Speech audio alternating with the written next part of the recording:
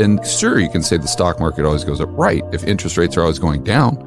But what happens when interest rates start going back up? And usually the cycle is about 30, 40 years. So if you look at charts of the stock market going back to 1927 to 1980 or 81 adjusted for inflation, it was pretty much flat. But see, they don't tell you that. Right. They just cherry pick the data of course they want to give to you in order for them to collect their fees. But something even worse happening is the last crash was, let's say, 2008 when the repo market reversed and all this stuff. And most of these financial planners and real estate brokers, all they know is a rising market. Yeah, that's right.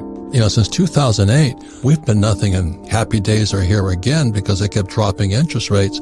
Real estate went up, stock market went up, bond markets went up. Yeah. The problem with that is that the bull goes up the stairs. Yeah. The bear comes out the window. When it comes, it's 4 months. Yeah. That's how fast this bear is going to go out the window. So, no, it'll never go down. I'm going, the moment I hear that, I know it's going down. Yeah. And there's always, Jim Rogers, I think, articulated it beautifully. You've just got to buy panic and sell hysteria. And sometimes, you can tell when there's hysteria. The problem with bull markets is it makes stupid people look smart. Yeah. And the saying is the bull goes up the stairs, bear goes out the window.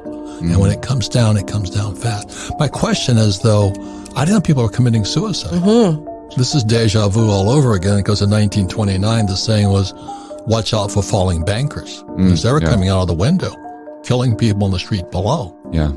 But at the end of the day, who do you blame? The Fed. It's the Fed. Because this is all just pushing people out the risk curve. So the whole thing here is, get smarter. That's why we're talking about. Or at least hang around smart people. Yeah. I mean, oh my God. It's going to be we're going to make so much money because we have carbon credits.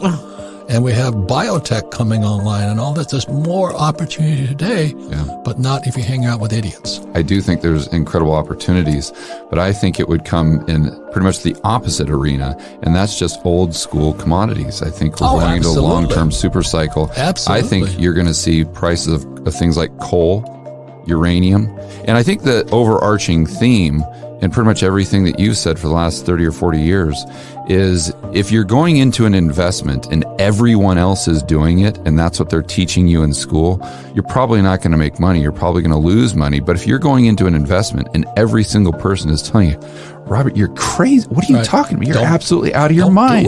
Don't do that. Those are the investments where you've made the most money. And it's been the exact same thing. We have no stocks, bonds, and mutual funds because my rich dad taught me differently.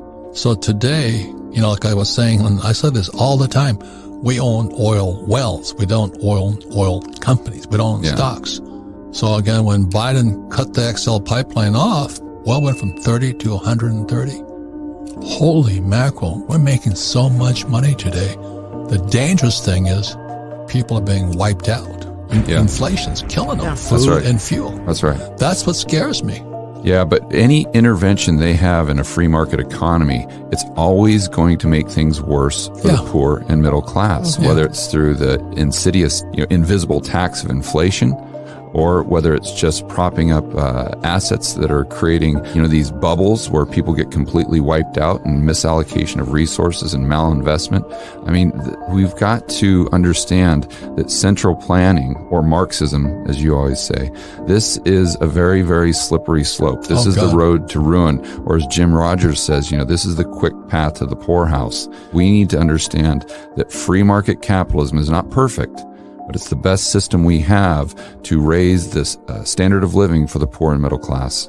And we're going so Marxist. That's why so many kids, if I go to college, I'll be fine. That's why you got taught Marxism. They talk about, tax the rich and all these other things they teach. But the thing that's frightening today is what Klaus Schwab is saying.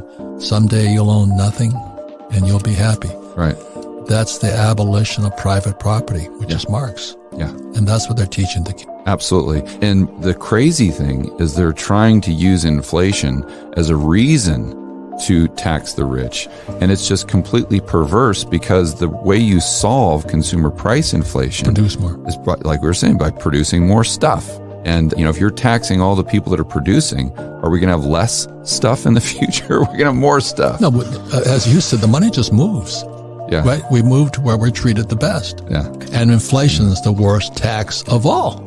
And it just causes more people as we're going to shift to UBI, Universal Basic Income, and Totally MMT, which is Marxism. Someday you'll own nothing and you'll be happy. The government will give you your money. I really want to beat this dead horse because I think it's important. Good. We are experiencing global consumer price inflation right now. Not just this is a huge, huge problem. Global crisis since World War II. Yeah, absolutely. And their solution is to do what? UBI. Let's give people more money. And let's restrict the supply of goods and services even further by making it harder for the producers to actually produce. So what they're doing, they're trying to sell this to the general public. The way we solve consumer price inflation is by creating more money and producing less stuff. It's the complete opposite. Yeah, we need less money and we need more stuff. When you give people money, does it increase the debt? It depends on how that money is generated. But I understand, but somebody's got to pay the piper in there. Yeah, usually it's going to be produced through the issuance of new debt. So if it's the government issuing new debt for that deficit spending, or if it's a bank issuing new consumer debt, then you got a loan to match up with that new money that was created. Yeah. So is there any money in a credit card? It's debt. And that's how money is created. Yeah. You have to borrow it into existence. Yeah, that's right. That was 71. You have to borrow the money and money is created. That was a fractional reserve system.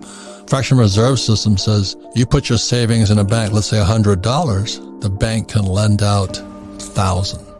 10-to-1 leverage in there. Yeah, now they don't even need that. No. They can just create money out of nowhere. And that goes back to the central bank digital currency and them trying to ban cash. And I think that's why so many young people are in crypto. They know something's wrong. They just don't have the big macro picture of it. Mm-hmm. And they get caught up in all these swings. So you were talking about CBDC, central bank digital currency. What does that mean to you, George? Well, a central bank digital currency simply means that all the average Joes and Janes in society, including the businesses and corporations, now have an account with the central bank. In our case, it would be the Federal Reserve. But isn't that Marxism, central banking? It's absolutely 100% central planning.